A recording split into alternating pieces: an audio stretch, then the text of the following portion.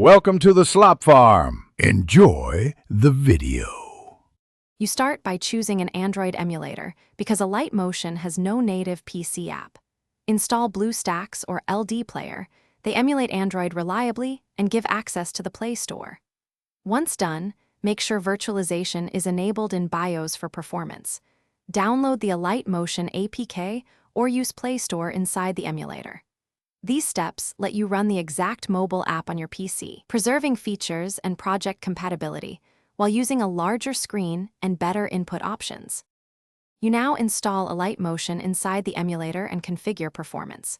After the emulator boots, sign into Google and install Alight Motion via Play Store or drag the APK into the emulator to sideload. Then adjust settings.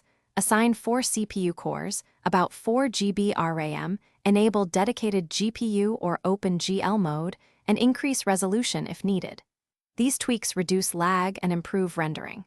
Once configured, launch Alight Motion, grant storage permissions, and import a test project. You finish by optimizing export and knowing how to fix common issues. Export using Alight Motion's render options.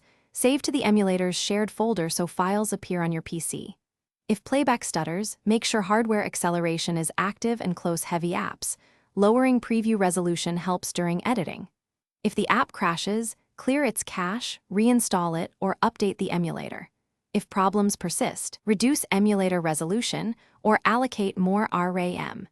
These steps usually restore stability and preserve your project files. Thanks for watching. Consider subscribing if we helped you today.